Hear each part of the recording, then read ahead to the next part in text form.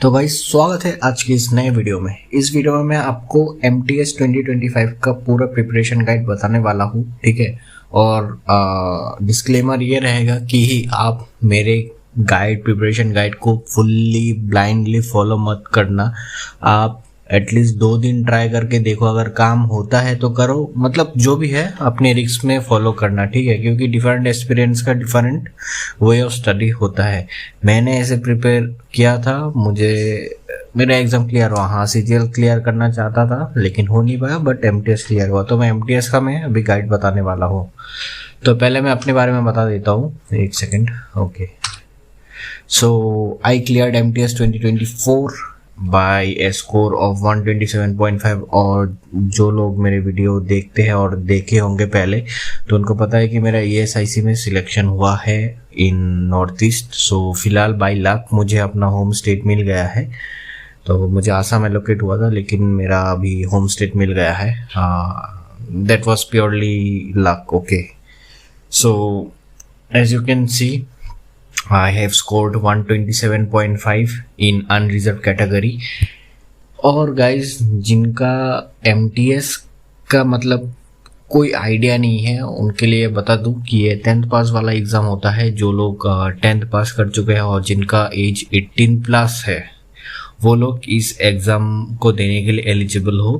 तो सिलेबस तो आप ऑनलाइन आप देख लेना भाई, सिलेबस जो भी है। बाकी जो लोग एकदम फ्रेशर है, उन लोगों के लिए ये वीडियो नहीं है, ठीक है। आप स्किप करो, 3 मंथ्स में आप क्लियर नहीं कर पाओगे।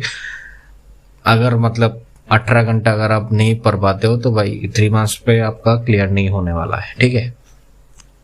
तो जिनका मतलब थोड़ा मतलब सिलेबस वगैरह हो चुका है, अभी रिवीजन वगैरह कर रहे हो, उनके लिए तो बढ़िया है। और जिनका सिलेबस वगैरह पूरा कंप्लीट नहीं हुआ, वो लोग भी अगर आप थोड़ा एफर्ट डाल देते हो तो भाई क्लियर हो जाएगा, ठीक है। तो भाई एलिजिबिलिटी का तो मैंने बता दिया है कि कौन लोग एलिजिबल है। बाकी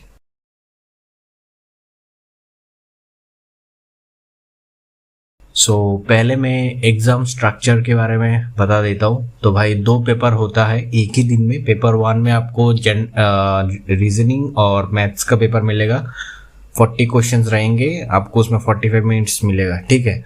और सेकंड पेपर में आपको इंग्लिश एंड GK का आपका 25 करके क्वेश्चन मिलेगा, और उसमें सेम आपका 45 मिनट्स ही रहता है। तो टोटल 270 मार्क्स का पेपर होगा। लेकिन जो पेपर 1 का जो है, जिसमें मैथ्स और रीजनिंग है, उसमें आपका कोई भी कट ऑफ वगैरह कुछ नहीं रहता है, वो क्वालिफाइंग रहेगा, ठीक है।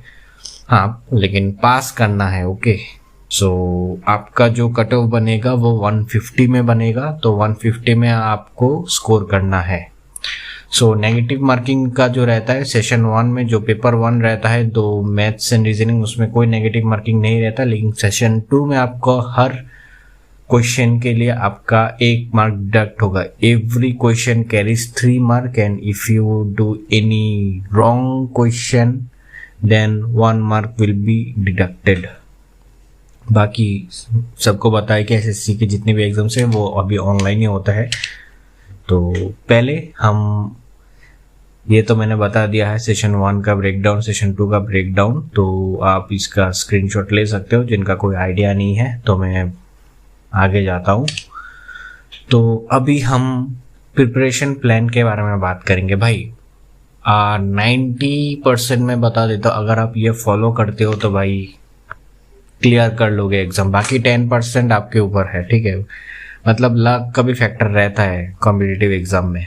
तो 90% आपका मेहनत और 10% लक। प्रे टू गॉड कि आपका इस बार हो जाए। पहला हफ्ता में आपको पूरा अच्छे तरीके से सिलेबस को जानना है। अगर जिनको पता है सिलेबस के बारे में, तो भाई अपना बेसिक कॉन्सेप्ट वगैरह, मैथ्स और रीजनिंग, सबका बेसिक कॉन्सेप्ट में आपका थोड़ा सा मतलब इसमें फोकस करना पहले हफ्ते में। तो सेकंड हफ्ते में भी आप ये कंटिन्यू करना, ठीक है। मैंने ये प्रेजेंटेशन बनाया है, लेकिन मैं अपना जो चीज़ें हैं मैं आपको बताऊंगा। बाकी आप प्रेजेंटेशन का भी आप देख सकते हो, ठीक है। And guys use headphones, because भाई थोड़ा बैकग्राउंड नॉइज है, तो भाई उसको आप मतलब ध्यान मत देना। 2 हफ्ता में आप अपना बेसिक कॉन्सेप्ट को थोड़ा स्ट्रांग करो। जिनका सिलेबस कंप्लीट नहीं हुआ है वो 2 हफ्ते में आपका कंप्लीट करने की कोशिश करो। नहीं होता है ठीक है, लेकिन आज से नेक्स्ट 1 महीने में आप सिलेबस को थोड़ा मतलब एटलीस्ट 70% तक तो कंप्लीट कर लो, ठीक है। मतलब जितना भी एफर्ट्स देना पड़े आप दो यार, लेकिन 70% तक आपका सिलेबस कंप्लीट होना चाहिए, एक्सेप्ट जीके, बिकॉज जीके का सिलेबस कभी कंप्लीट नहीं होता है। बाकी 3 सब्जेक्ट्स का सिलेबस आपको अच्छी तरीके से आपको कंप्लीट करना है, स्पेशली इंग्लिश, बिकॉज मैथ्स और रीजनिंग में आपका क्वालिफाइंग है तो आपको ज़्यादा से ज़्यादा एफर्ट्स इंग्लिश एंड जीके में ही आपको देना है। ओके, इफ़ यू आर सोनली मतलब एमटीएस के लिए ही अगर ट्राई कर रहे हो, तो अगर आप सीजीएल के लिए ट्राई कर रहे हो तो सीजीएल में तो आपको 3 महीना नहीं मिलने वाला है, और भी बहुत कम है, शायद 1.5 महीने में ही एग्ज़ाम होगा या 2 महीने में ज़्यादा से ज़्यादा। तो बाकी 2 हफ्ते के बाद 3rd वीक से आप मॉक देना स्टार्ट करो, ठीक है।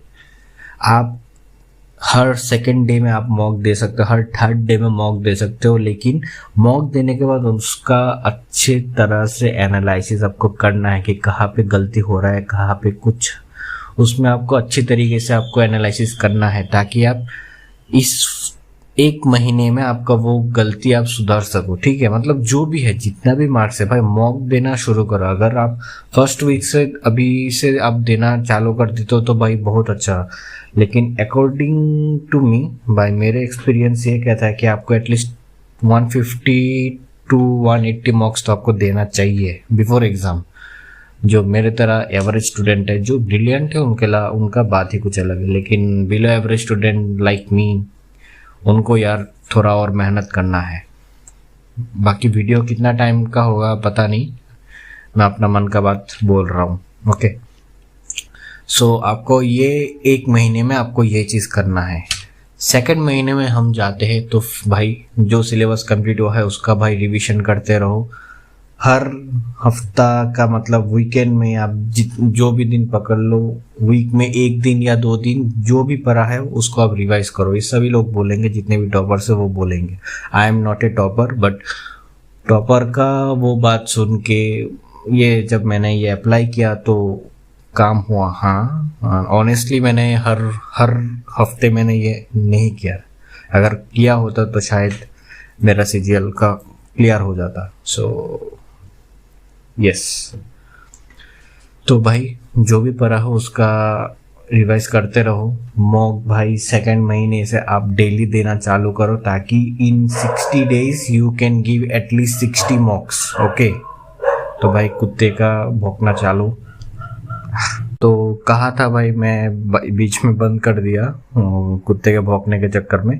सो यस, आपको 2nd महीने से आपको डेली मॉक्स देना है। 60 मॉक्स एटलीस्ट तो आपके हो जाएंगे, ठीक है। अगर आप और ज़्यादा आप अपना टाइम दे सकते हो मॉक में तो भाई दे सकते हो, लेकिन वो यार लास्ट के 1 महीने में देना, ठीक है। लेकिन अभी आपका ज़्यादा से ज़्यादा सिलेबस कंप्लीट होना ज़्यादा ज़रूरी है मॉक से, ठीक है। तो आप सेक्शनल मॉक भी दे सकते हो। एज एमटीएस में मैथ्स एंड रीजनिंग का इतना ज़्यादा मतलब कुछ है नहीं, मतलब हाँ स्कोर तो करना है, लेकिन कट ऑफ तो आपके इंग्लिश और जीके में ही बनेगा, तो उसमें ज़्यादा एफर्ट्स देना। Okay, and it is only for MTS. Okay, जो लोग एमटीएस को टारगेट कर रहे हैं, जो लोग सीजीएल को टारगेट कर रहे हैं, उनके लिए ये वीडियो नहीं है भाई। So you can skip it. CGL का अलग वे ऑफ स्टडी रहता है, मतलब 80% तो सेम ही है, बाकी 20% थोड़ा अलग रहता है अकॉर्डिंग टू मी। सो आपका ये हो गया, ठीक है।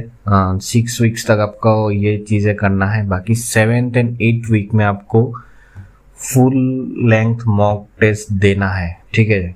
अभी तक आपने सेक्शनल दिया तो आपको अभी फुल लेंथ मॉक टेस्ट देना चालू कर देना है। अब तो इस 1 महीने में आपको एटलीस्ट 50 तो फुल लेंथ मॉक आपको देना चाहिए। आप अच्छा सा आप ऑलिव बोर्ड का भी ले सकते हो, टेक्स्ट बुक का भी ले सकते हो, जिनका अच्छा लगता है मॉक टेस्ट उनका आप परचेज करके दे सकते हो। It's not a sponsored video, आपको पता है। सो जिनका भी अच्छा लगे आप दो भाई, लेकिन मॉक टेस्ट आपको देना है। ओके, बाकी अभी आप लास्ट महीने में आ गए हो, अभी 1 महीने में आपका एग्ज़ाम है। सो जितना भी आपने पढ़ा है सिलेबस, तो आपको उसको भाई रिवाइज करना है, थोरोली रिवाइज करना है। जितना आप ज़्यादा रिवाइज करोगे उतना आपका स्कोर अच्छा होगा, बिकॉज जितना आप कम रिवाइज करोगे वो चीज़ें याद नहीं रहेगा। अगर याद नहीं रहेगा तो भाई परफॉर्म कैसे करोगे, राइट। सो आपको ज़्यादा से ज़्यादा आपका रिवीजन बहुत ज़रूरी है भाई। कम पढ़ो लेकिन अच्छे से पढ़ो, this should be the motto, okay.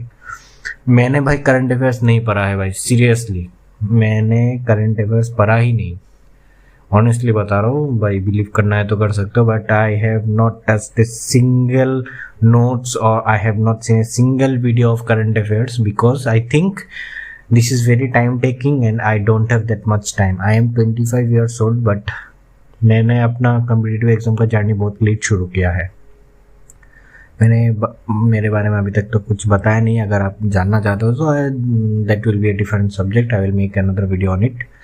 So 9, 10, 10th week में आपको ये चीज़ आपको करना है, डेली मॉक्स देना है। बाकी अभी 15 दिन बचे हुए एग्जाम में भाई आप नया टॉपिक पढ़ना छोड़ दो, ठीक है। जितना पढ़ा हो गया, जितना भी पढ़ा है वो हो गया भाई। मेरा हिंदी बहुत ही घटिया है, सो इग्नोर इट। आप मेरा दिल के बात समझ रहे हो। सो जितना भी आपने पढ़ा है वो हो गया। अभी आपको कोई नया टॉपिक चूज नहीं करना है, सिर्फ रिवीजन एंड मॉक्स, सिर्फ रिवीजन एंड मॉक्स। आप दिन में 2 मॉक दो यार, बहुत अच्छा है। जिनके पास मतलब टाइम है, एम्पल टाइम है, वो या 2 मॉक दे सकते हो आराम से। 1.5 घंटे का मॉक होता है, आप आराम से MTS का मॉक भाई ट्रस्ट में, मैंने जब एग्ज़ाम दिया है ना, ज़्यादा से ज़्यादा कितना टाइम लेगा, शायद मेरा मैथ्स एंड रीजनिंग का पेपर मेरा 25 मिनट्स में ख़त्म हो गया या 30 मिनट्स में ख़त्म हो गया। बाकी इंग्लिश और जीके में कितना ही टाइम लगता है भाई। तो आप आराम से 2 मॉक्स दे के एनालाइज भी कर सकते हो इन 3 आवर्स। सो ये चीज़ आपको करना है। इसमें शायद 90% श्योर आपका एग्ज़ाम क्लियर हो जाएगा अगर आप मतलब शिद्दत से पढ़ाई करते हो, पंक्चुअली आप पढ़ाई करते हो, and if you stay in discipline. ठीक है, मैं ये स्किप करता हूँ बिकॉज डिफरेंट लोग का डिफरेंट तरीका होता है। करंट अफेयर्स भाई, आप करंट अफेयर्स का मतलब इतना वेटेज तो अभी मैं नहीं बोलूँगा कि करंट अफेयर्स आप पढ़ो, लेकिन 2-3 क्वेश्चन का भी अगर 2 क्वेश्चन भी आता है ना तो भाई 6 मार्क्स में बहुत मतलब वो होता है, बहुत मार्जिन रह जाता है। सो आप करंट अफेयर्स के लिए आप मंथली मैराथन देख सकते हो किसी भी यूट्यूब चैनल का अच्छा वाला। I will not recommend any YouTube, वो आप अपने तरीके से ढूंढ लो जिनका अच्छा लगता है। बाकी वेलनेस रूटीन जो है, आपको पढ़ाई तो करना है लेकिन अपना हेल्थ का भी ध्यान रखना है। So you should be healthy first, then you should study, okay. ज़्यादा स्ट्रेस अगर आप लेते हो एग्जाम क्लियर करने का, भाई हाँ स्ट्रेस तो होता है, but try to be positive. जिस दिन क्लियर होना है होगा, जस्ट अपना बेस्ट देते रहो, वही है। So just give your best. And अभी हम अपना लास्ट पार्ट में आ गए हैं। सो फिजिकल एफिशिएंसी टेस्ट, इसके लिए भी भाई फॉर लाइक कभी कभी किसी स्टेट का कट ऑफ MTS से भी हाई चला जाता है, लेकिन किसी स्टेट का मतलब बहुत मतलब मैक्सिमम केसेस में हवलदार का कट ऑफ थोड़ा नीचे ही रहता है, ओके। इस साल भी मैंने देखा कि बहुत सारे स्टेट में हवलदार का कट ऑफ कम ही था। So for your betterment you should also practice, you should also be physically active for the havildar post. अगर आपका मतलब चाहिए ही चाहिए जॉब, होता है ना कि यार अभी लाइक मी अभी यार थोड़ा मतलब बैकअप के लिए थोड़ा ज्वाइन कर लो, जैसे UPSC वाले का रहता है कि CGL क्लियर करके रख देता है या फिर स्टेट PSC का क्लियर रख देते हैं, तो this is my backup. MTS अगर आप ज्वाइन करते हो तो मैक्सिमम स्टूडेंट का ये बैकअप ही है, ओके। सो भाई हवलदार पोस्ट के लिए भी ये रिक्वायरमेंट है, आपको 15 मिनट में 1600 मीटर्स आपको कंप्लीट करना है। और हाइट का तो आई गेस मैक्सिमम ये हाइट के लिए एलिजिबल है। And for female candidate it's 1 kilometer in 20 minutes and minimum height is 150 centimeter and for male the minimum height is 157.5 centimeter. So भाई ये भी आप करते रहना, वो आप एग्जाम के बाद भी कर सकते हो, लेकिन जिनका मतलब फिजिकली इतना एक्टिव नहीं हो तो भाई वो लोग आप ज़रूर करना। सो वीडियो यही तक था, और बाकी एक 30 सेकेंड का मैं आपसे कुछ बात करूँगा। मैंने ज्वाइन कर लिया है और एटलीस्ट कितना दिन हुआ है, हाँ 1 महीने के ऊपर हो गया है। तो अगर आपका मेरा जो भी है जॉब के रिगार्डिंग कि कैसा जॉब है, मतलब चाय वगैरह बनाना होता है कि नहीं, साफ सफाई करना होता है कि नहीं, उसके रिगार्डिंग अगर आपको जानना है, and if you want that video comment down, I will make that video सून। थोड़ा एग्ज़ाम वगैरह आ रहा है तो अभी थोड़ा वीडियो वगैरह मैं कम बनाऊंगा, लेकिन अगर आप चाहते हो तो मैं टाइम निकल के एक दिन बना दूंगा। So thank you guys, I hope you like this video. अगर आपका कोई भी डाउट है, कुछ भी आप पूछना चाहते हो, सो गाइस कमेंट डाउन, मैं उसका ज़रूर रिप्लाई करूँगा। आपको पता है मैं सभी का कमेंट रिप्लाई करता हूँ। तो वीडियो थोड़ा लंबा हो गया, उसके लिए I am sorry. Thank you.